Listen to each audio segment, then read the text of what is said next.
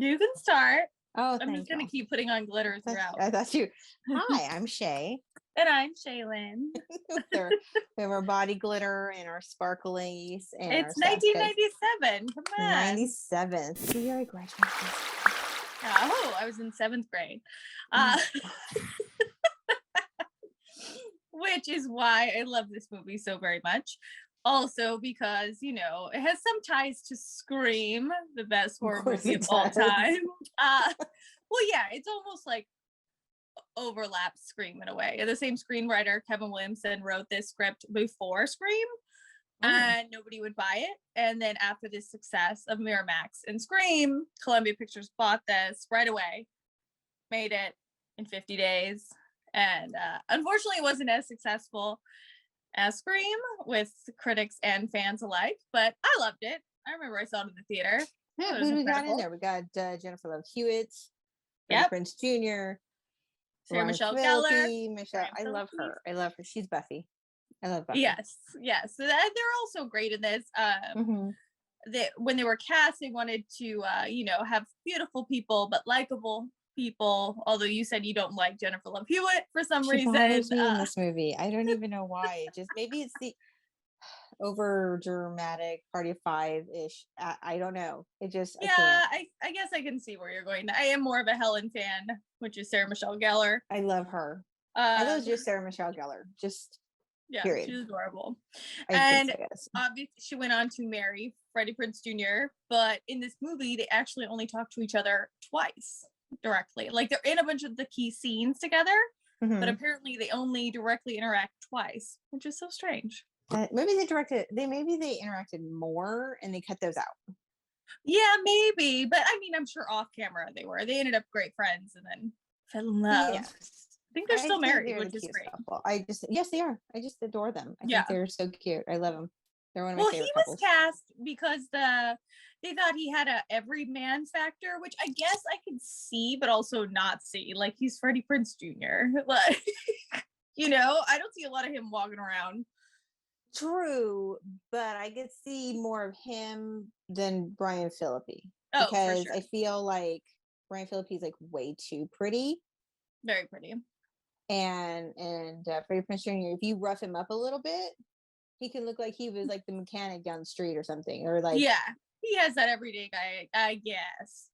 Or in a movie, he's the everyday guy. If you put mud on his face, then I would say more everyday guy is that Galecki guy, the other guy, the one from I'm like Big Bang Theory. Yeah, the Big Bang Theory. I didn't watch that show. He's not the everyday guy though. I see way more of him walking around than Freddie Prinze Jr. Okay. But yes, since you say we never talk about the plots, they're having the time of their lives in the beginning of the film. They go to a beach, Dawson's Beach, also a nod to something Kevin Williamson wrote, known as Dawson's Creek. A little show. That little show. You might have seen it. Unknown show. James Van Der Beek. Now people probably know it just from that meme of James Van Der Beek crying, that cry face. But back in the day, that was a big hit show.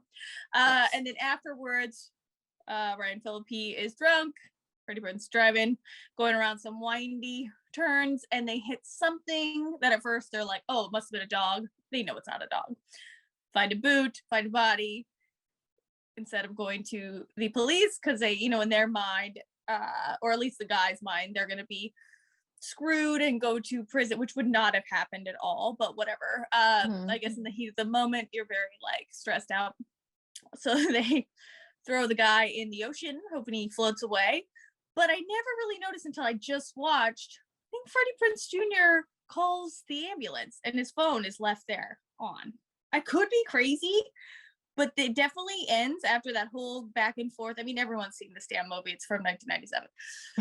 Where they go, he grabs her crown off, so they go down, but he is still alive, whatever. When the end of that scene, after they all agree to take it to their grave in a very dramatic sequence, it goes into like a flip phone and it's dialing.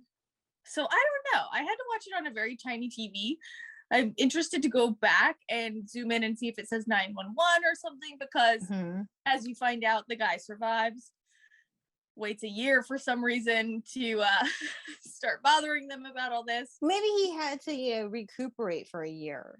He had to like I mean, I think he was fine. He did get hit by a car. Like he almost died. I mean, his boot did get knocked off, so it had to be an intense, and then the whole is that what it is? It signifies like the boot got knocked off. like so ow, it was an intense like that hit was and run. The hit impact, but also didn't the body hit Ryan Phillippe in the face? Like, 'cause he's bleeding, like, or something. I don't know, whatever. I love this movie for the nostalgia. It's so 1997. I love it, which actually, since it was written a few years before that, but I feel like you can group in 95 to 98 in the same category. Where did this movie supposed to take place? She's wearing a high school jacket that says 97. So, and they just graduated. So I'm going to say 1997. Well, like, where did it take place? So I don't know if they ever actually say it. And it's supposed to kind of it's supposed to be like a small, like a port town or something. The thing is, okay, so it was filmed in North Carolina for the most part, except the Windy Road was filmed in Northern California. It's actually the same Windy Road mountain that's in The Birds. It's the same one.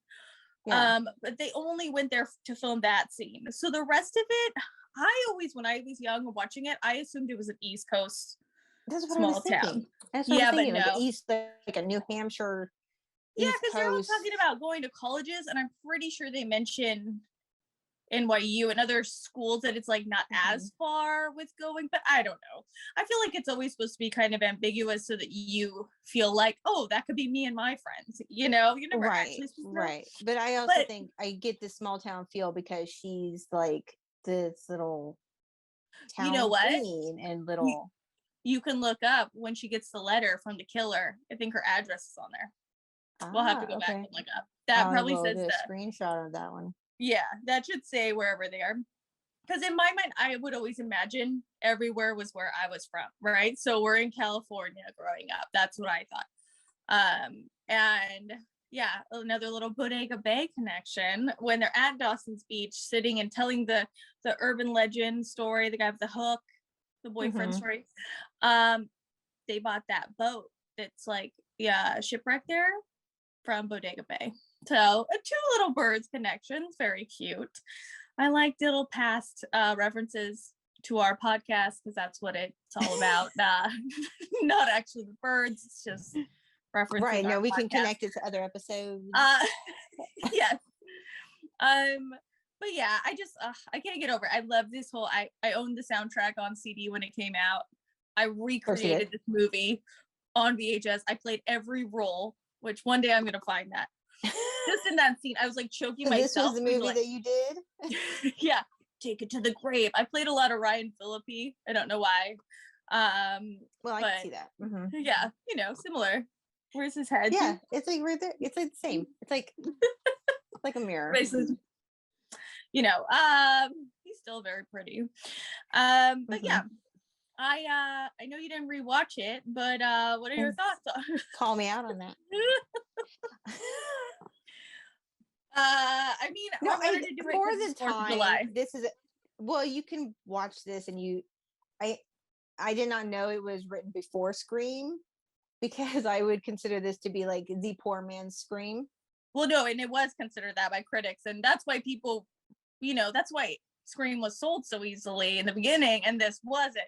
But everybody wanted to jump on the slasher film, bus after Scream was such a success. But yes, this is less, and less like, how do you say it? Brain power required to understand this movie. Like it's very. Although I did catch myself always kind of like the killer at the end because they think it's this one guy this whole time, right? They go see his sister. And then they find out, no, he was murdered. Well, they think he killed himself. And then, no, he was murdered by the girl he had killed in a car accident's father. And that's the guy at the end with the hook. So, I mean, it is that twist is like a lot of brain power for me. Yes. So it does have like I feel like a maybe intelligent plot twist, Because here's the but thing: is I read the wiki page on it, and I got real confused. what? Tell me, like maybe I could help you. Well, that was just it. What you just Yeah. explained, it like tried to sum up in a little paragraph, and I was just Yeah. like, I don't understand. Because honestly, I don't know if they ever talk about it in the movie. So I it just feel opens. like I hate it when these movies, their plot twist is it's going to be someone that you've never heard of, Yeah. just Oh, some definitely. random ass like we think it's this person the whole Yeah. time, and then it's like plot twist, it's this other person who's like second cousin. It's like Scream 2 or something, like the second cousin of Bob, Yeah, and and he's then over it's like here. na. So that's how this movie was, Yeah. like it opens with the guy who you find out is David Egan. You find out that later is sitting on a cliff looking at like a necklace or something, and that's of the girl who had passed away a year prior because they crashed on that same cliff. So Mm. then you think he killed himself because he's like drinking, he's sitting really close to the edge, or accidentally fell, whatever. Mm-hmm. But then you come to find out her dad is the one who actually murdered him, and he's the fisherman at the end with the hook that goes back to the urban legend they were talking about on the beach. I like those kind of ties, very, very kitschy, very cute. And then Mm-hmm.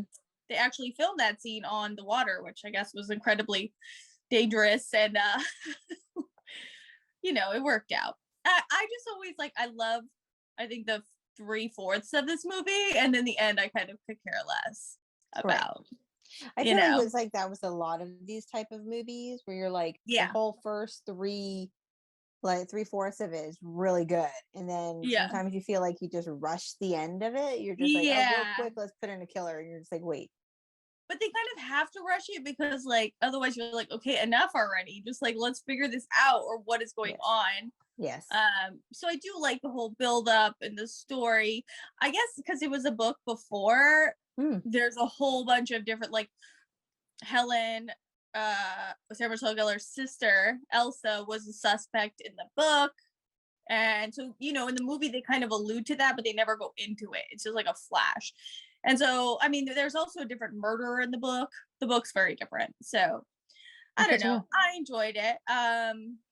You didn't like it because of that extreme, like, I should do that.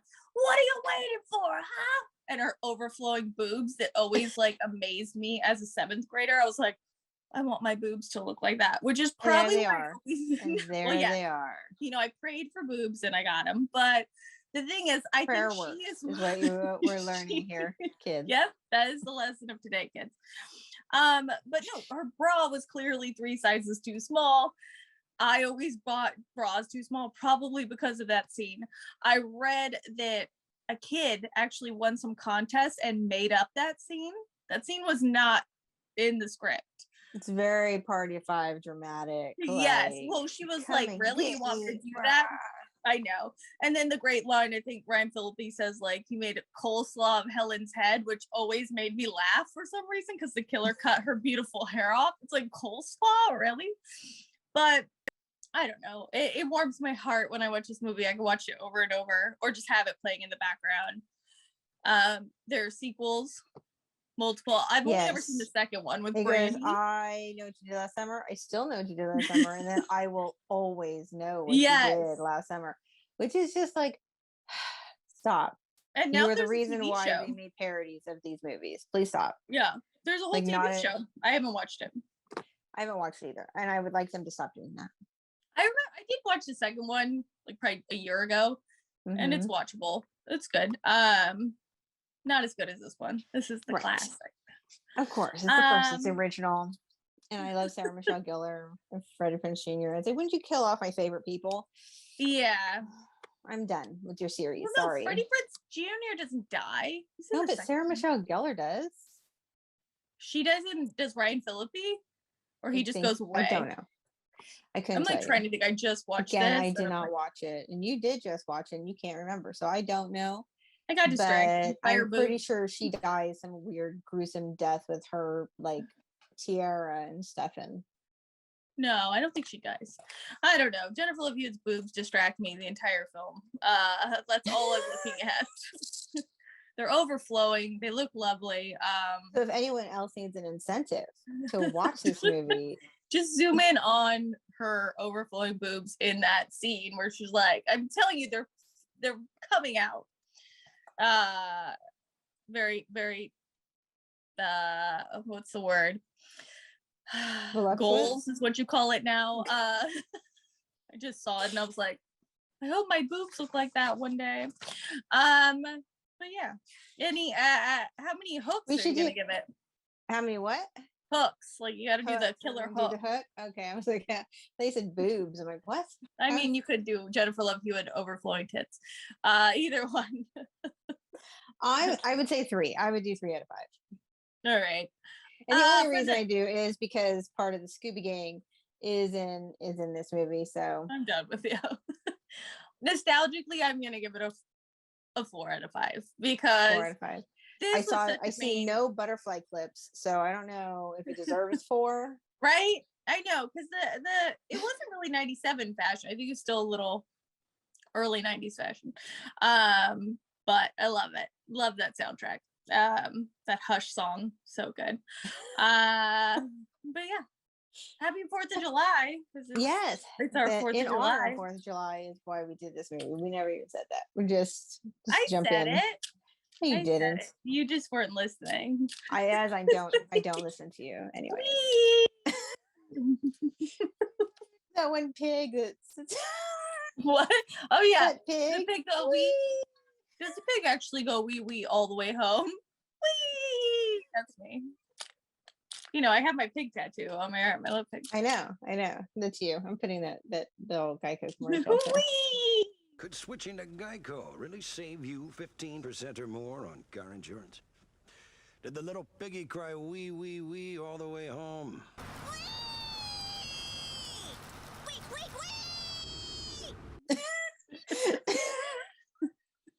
I'm totally doing that now. I know you are. So follow us on Facebook. Yep. Instagram and all the other crap. Do it. Follow. Do it. What are you waiting for, huh? Go and follow us. God, I do the boobs.